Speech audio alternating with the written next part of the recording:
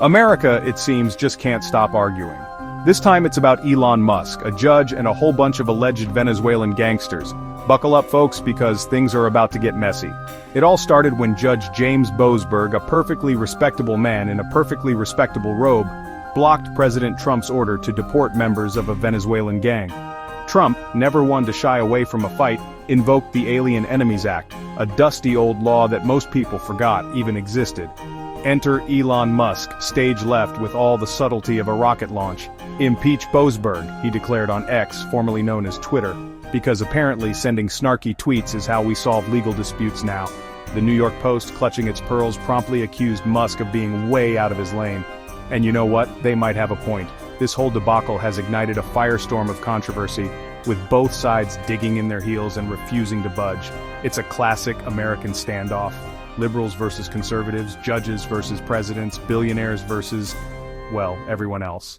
So grab your popcorn, folks, because this is one reality show you won't want to miss. Judge Boasberg, the man who dared to stand up to Trump and Musk, is no stranger to controversy. But his recent ruling blocking the deportation of alleged Venezuelan gang members has thrust him into the center of a political maelstrom. Boasberg's decision, delivered with the gravitas befitting a man in a very serious wig, was based on a simple premise: due process. He argued that Trump's order, which relied on the ancient Alien Enemies Act, was a tad hasty. He suggested that a brief delay in deportations wouldn't exactly cause the downfall of Western civilization as we know it. The judge's ruling, while grounded in legal precedent, sent shockwaves through the Trump administration. Attorney General Pam Bondi, looking like she'd swallowed a lemon, accused Boasberg of jeopardizing public safety. She argued that the judge was basically single-handedly tying the hands of law enforcement and giving free rein to dangerous criminals. Boasberg's defenders, however, maintained that he was simply upholding the law and protecting the rights of the accused, even if those accused individuals allegedly enjoy stabbing people a bit too much for most people's liking. They argue that the Alien Enemies Act, a relic from a bygone era, is being dusted off and wielded like a blunt instrument. The judge's decision has set the stage for a high-stakes legal battle, with the Trump administration vowing to appeal and fight for the right to deport anyone they deem a threat. The outcome of this case could have far-reaching implications for immigration law and the balance of power in the United States. Stay tuned. The Alien Enemies Act of 1798, a piece of legislation so old it probably remembers when America was just a plucky startup nation trying to make it big. Back then, America was young, scrappy, and terrified of being overthrown by hordes of French revolutionaries, so they did what any sensible young nation would do. They passed a law that basically said, "Get out and stay out," to anyone they deemed a threat. Fast forward a couple of centuries and the Alien Enemies Act is back, baby!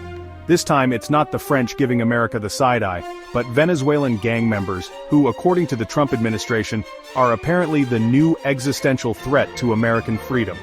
The act, despite its age, is still technically on the books. It gives the president broad authority to deport foreigners who are citizens of a nation the U.S. is at war with. Now, you might be thinking, hold on a minute, America isn't at war with Venezuela, is it? And you'd be right. But that hasn't stopped the Trump administration from dusting off this legal relic and trying to use it to deport a bunch of alleged gangbangers. Critics argue that invoking a law from the 18th century to address 21st century problems is like trying to fix a smartphone with a hammer and chisel.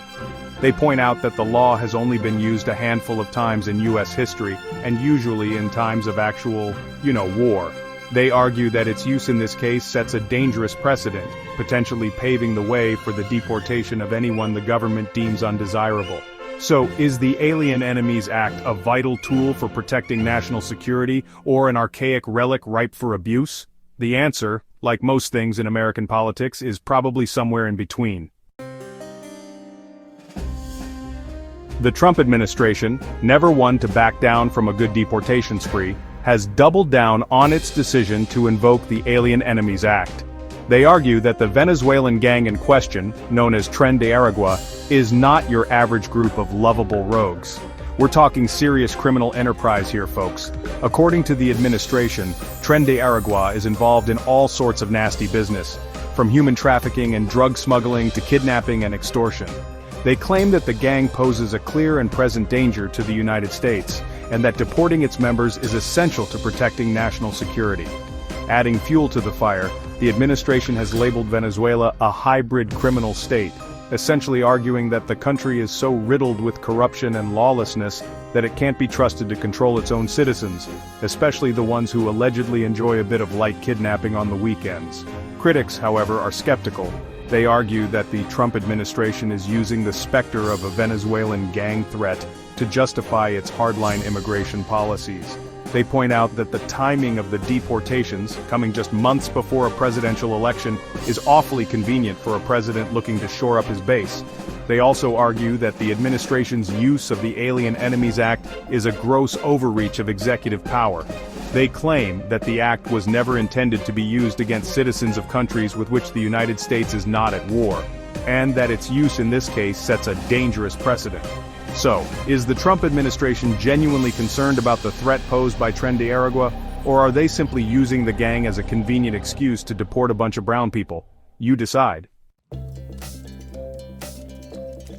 Section 5, Musk Unleashed, Tech Titan Calls for Impeachment. Elon Musk, the billionaire tech CEO known for his electric cars, space ambitions, and, Twitter meltdowns, has never been one to shy away from controversy. But his recent call to impeach Judge Boasberg for daring to block Trump's deportation order has even his most ardent supporters wondering if he's finally gone too far. Musk, in his typical blunt fashion, took to X, the social media platform he now owns, to express his displeasure with the judge's ruling. Impeach Boasberg, he declared, because apparently, that's how we resolve legal disagreements in the age of social media. The tech titan's call for impeachment was met with a mixture of amusement and alarm. Some praised Musk for speaking truth to power and standing up for what he believes in, even if it means going against the grain. Others, however, accused him of being reckless, irresponsible, and just a tad power-hungry. Musk's critics argue that his call for impeachment is not only misguided, but also dangerous. They point out that impeachment is a serious process reserved for cases of treason, bribery, or other high crimes and misdemeanors, not for when a judge makes a ruling you disagree with. They also argue that Musk's words carry weight, given his massive platform and influence. They fear that his call for impeachment could incite violence or harassment against Judge Boasberg, who is, after all, just a guy trying to do his job. Musk's supporters, however, defend his right to free speech. They argue that he was simply expressing his opinion, however strongly worded, and that calling for impeachment is not the same as actually trying to remove a judge from office. Love him or hate him, there's no denying that Elon Musk is a force to be reckoned with. But whether his foray into the world of judicial politics is a good thing or a bad thing, remains to be seen. Section 6, the New York Post fires back Musk out of line. The New York Post, the venerable tabloid known for its catchy headlines and, questionable journalistic integrity, has never been shy about expressing its opinions. And its opinion on Elon Musk's call to impeach Judge Boasberg is perfectly clear: Musk out of line. In a scathing editorial, the Post accused Musk of being reckless, irresponsible, and way out of his lane. They argued that his call for impeachment was not only unjustified but also dangerous, potentially inciting violence against the judge. The Post, while acknowledging Musk's right to free speech, argued that his words carry weight, given his massive platform and influence. They reminded readers that Musk is not just some guy with a Twitter account, but a billionaire CEO with millions of followers who hang on his every word. The editorial went on to criticize Musk's understanding of the impeachment process, pointing out that it is not a tool to be used against judges who make unpopular rulings. They argued that impeachment is a serious matter reserved for cases of treason, bribery, or other high crimes and misdemeanors, not for when a judge simply disagrees with you. The Post's editorial was met with a mixed reaction. Some applauded the tabloid for standing up to Musk and defending Judge Boasberg. Others, however, accused the Post of being hypocritical, given its own history of inflammatory rhetoric and questionable journalistic ethics. Love it or hate it, the New York Post is a fixture in American media, and its condemnation of Elon Musk's call for impeachment is a sign that even the most powerful people in the world are not above criticism. Section 7, Rep. Gill's Crusade, A History of Controversy. Rep. Brandon Gill, the Texas Republican congressman who has become the face of the movement to impeach Judge Boasberg, is no stranger to controversy.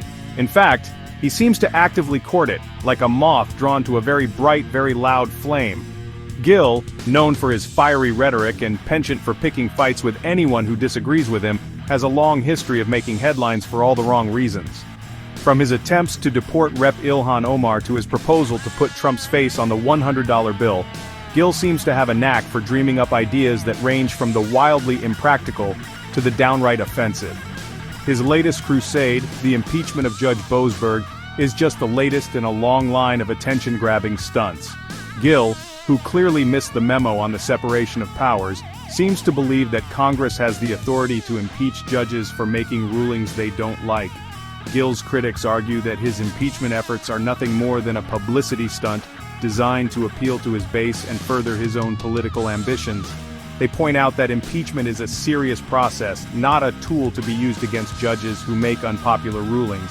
They also argue that Gil's actions are dangerous, potentially undermining public trust in the judiciary and inciting violence against Judge Boasberg. They point out that Gil's rhetoric, often laced with dog whistles and thinly veiled threats, has already led to an increase in threats against the judge. Whether you agree with him or not, there's no denying that Reverend Brandon Gil is a force to be reckoned with, but whether his brand of politics will ultimately help or hurt America is a question for the ages. Section 8. The ACLU's stand defending rights amidst chaos. The American Civil Liberties Union, ACLU, that stalwart defender of civil rights and bane of authoritarian overreach, has once again found itself on the front lines of a battle for the soul of America. This time, they're fighting against the Trump administration's attempt to deport alleged members of the Venezuelan gang, Tren de Aragua, using the dusty old Alien Enemies Act. The ACLU, never one to back down from a good fight, filed a lawsuit challenging the deportations, arguing that the administration's use of the Alien Enemies Act is a blatant violation of due process and a dangerous expansion of executive power.